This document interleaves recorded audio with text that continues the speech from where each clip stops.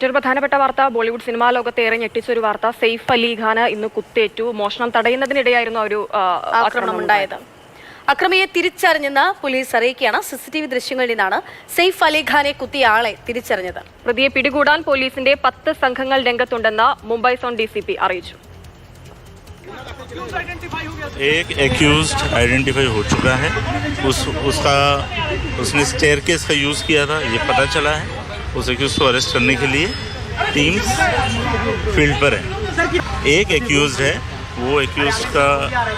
वो एक्यूज्ड की मूवमेंट उस अपार्टमेंट में कल रात में ये इंसिडेंट्स के समय पे देखी गई है.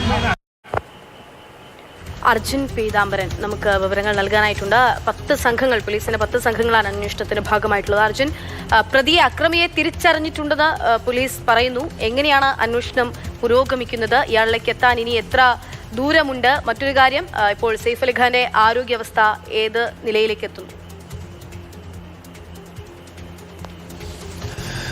സംസ്ഥാന വ്യാപകമായിട്ടുള്ള തിരച്ചിലാണ് പ്രതിക്ക് വേണ്ടി ഇപ്പോൾ നടന്നുകൊണ്ടിരിക്കുന്നത്. പോലീസിന്റെ 10 സംഘങ്ങളുണ്ട്. അതിനു പുറമെ ക്രൈംബ്രാഞ്ചിന്റെ 7 സംഘങ്ങൾ കൂടിയുണ്ട്. ഇതിൽ പല സംഘങ്ങളും മുംബൈക്ക് പുറത്തേക്ക്, നഗരത്തിന് പുറത്തേക്ക് കേന്ദ്രീകരിച്ചുകൊണ്ടുള്ള അന്വേഷണമാണ് ഇപ്പോൾ നടത്തുന്നത്. പക്ഷേ അയാളെ ഇതുവരെയും കണ്ടെത്താൻ, പിടികൂടാൻ സാധിച്ചിട്ടില്ല. അയാളെ CCTVയിൽ നിന്നും തിരിച്ചറിയാൻ മാത്രമാണ് നിലവിൽ പോലീസിനും മറ്റ് അന്വേഷണ സംഘങ്ങൾക്കും എല്ലാം സാധിച്ചിരിക്കുന്നത്. ഈ ബാന്ദ്ര വെസ്റ്റിലുള്ള സെയ്ഫ് അലി ഖാന്റെ വസതി അതൊരു ബഹുനില കെട്ടിടമാണ്.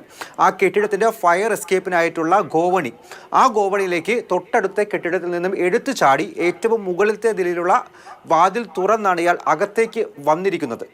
ആ വഴി തന്നെയാണ് അദ്ദേഹം ഈ പ്രതി അക്രമം നടത്തിയ ശേഷം രക്ഷപ്പെട്ടിരിക്കുന്നതും എന്നുള്ള കാര്യവും പോലീസ് പറഞ്ഞിട്ടുണ്ട്. എന്തായാലും ഇയാളെ തിരിച്ചറിഞ്ഞു. ഇനി അധികം നേരം വേണ്ട. വലിയ അന്വേഷണം തന്നെയാണ് മഹാരാഷ്ട്ര സംസ്ഥാന വ്യാപകമായി തന്നെ ഇപ്പോൾ നടന്നുകൊണ്ടിരിക്കുന്നത്. സെയ്ഫ് അലി ഖാന്റെ മറുപുറത്ത് സെയ്ഫ് അലി ഖാന്റെ ശസ്ത്രക്രിയ പൂർത്തിയായിരിക്കുന്നു.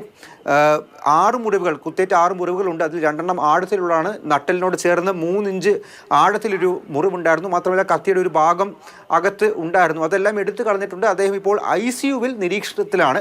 പക്ഷേ ആരോഗ്യനില തൃപ്തികരമാണ്, പുരോഗതിയുണ്ട് എന്നുള്ള കാര്യമാണ്. വളരെ വൈകാതെ തന്നെ അദ്ദേഹം പഴയ രീതിയിലേക്ക് മാറുമെന്നുള്ള കാര്യമുണ്ട്. പക്ഷേ അപ്പോഴും പ്രതിയെ പിടികൂടാൻ വേണ്ടി വ്യാപകമായിട്ടുള്ള തിരച്ചിൽ നടക്കുന്നു. അയാൾ എങ്ങനെ ബലപ്രയോഗമില്ലാതെ ഈ മുറിക്കകത്തേക്ക്, വീടിനകത്തേക്ക് പ്രവേശിച്ചു എന്നുള്ള കാര്യത്തിൽ ഒരു ഉത്തരം ലഭിച്ചിട്ടില്ല പോലീസിന്. അതിന് പ്രതിയെ പിടികൂടണം, മറ്റെന്തെങ്കിലും ഉദ്ദേശമുണ്ടോ എന്നുള്ള കാര്യം അറിയണം. പക്ഷേ ഇപ്പോൾ മോഷണ ശ്രമം എന്നുള്ള കാര്യം കേന്ദ്രീകരിച്ച് തന്നെയാണ് അന്വേഷണം പോയിക്കൊണ്ടിരിക്കുന്നത്. അത് പോലീസ് സ്ഥിരീകരിക്കുന്നുമുണ്ട്.